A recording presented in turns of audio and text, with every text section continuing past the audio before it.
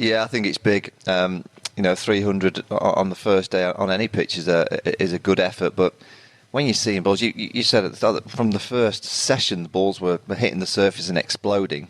From what I've seen today, that is playing like a day 5 wicket already. Yes.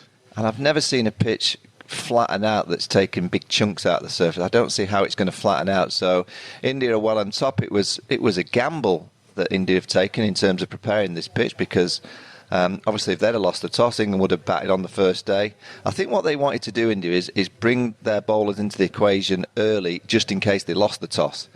So they could bowl England out on day 1 and obviously a lot cheaper than they did in the first test match when they lost the toss. But now they've won the toss and they've got 300 and we've seen the ball do what we've seen do. I mean, it really is a beach. I know there's a beach near to the ground, but this is playing like a beach. And England, if they can win this test match from here on this kind of surface, it would be up there with the great victories of England teams going back through the history of test match cricket because this pitch is doing all sorts. So when you think of Ravi Ashwin bowling to 5 left-handers in the England side, and you've got Axar Patel, he'll be better than we saw last week from Nadeem.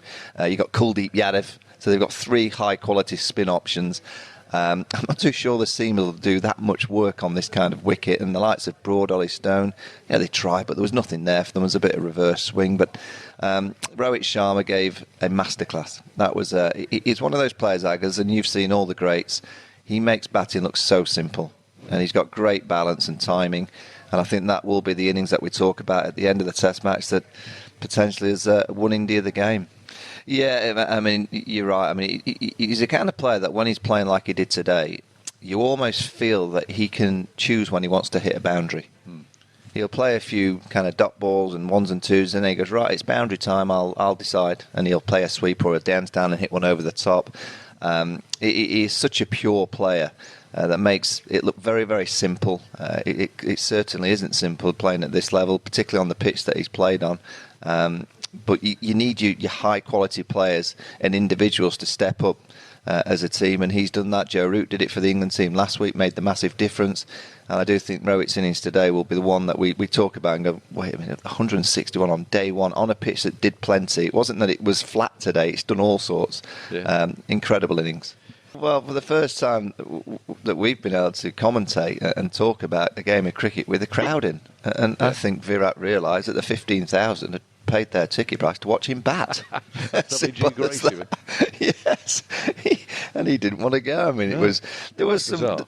Yeah, there was some bizarre moments all day. I mean, the third umpire, he's had a stinker. I mean, you could argue that Rohit Sharma should have been stumped. I mean, that was a tight one. You could argue probably both sides. It was the angle from the stumps that he didn't look at for long enough.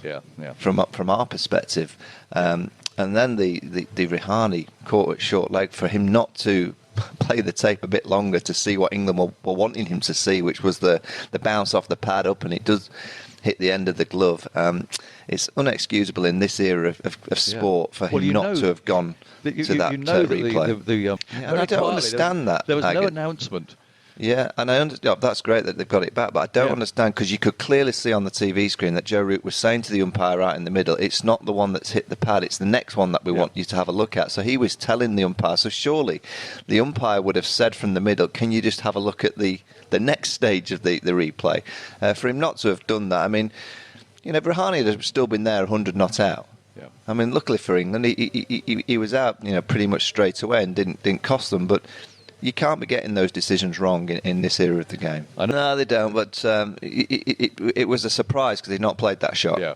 And it was the first time he'd had a go at trying to play that stroke, and it got him out. So I think he might have had he's a good guy, Ajinkya Rahane. He's a real nice gentleman, so maybe he just had a little bit of guilt. I don't get that. Unless he's indicated that he's struggling.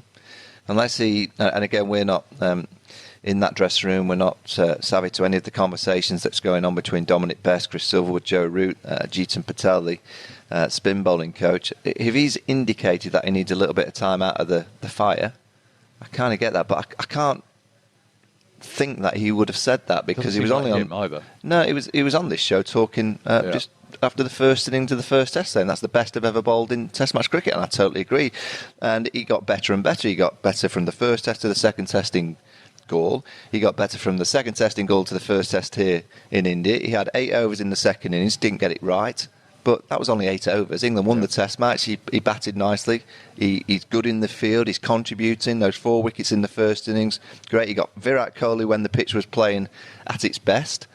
And then you go to the next game and he's dropped and England are 1-0 up in the series. I get the bio bubble and I get the movement of players around. I don't necessarily agree with it all, but I get what they're trying to achieve. But dropping Dom Bess after 3 games, getting 17 wickets, I put it on social media. And runs. Correct. I batted well in both innings. Mate, he contributes as a team player. He might not bowl the best all the time, but, as I said, he's great in the field. He's good with the bat. He looks like he's dependable as a person. Nice character to have around the group. And I just think England have tinkered a little bit too much. I would say, as a batter, and you'll say exactly what I'm thinking. There you go, the dog's going. Is that Bumble or? I think the postman's arrived. It's a full house, that. Sorry about that. If a batter had scored 350 runs, which is like the equivalent of 17 wickets in 3 Test matches, and had a bit of fortune and been dropped 5 or 6 times, would the batter have got another Test match? Yeah. Absolutely.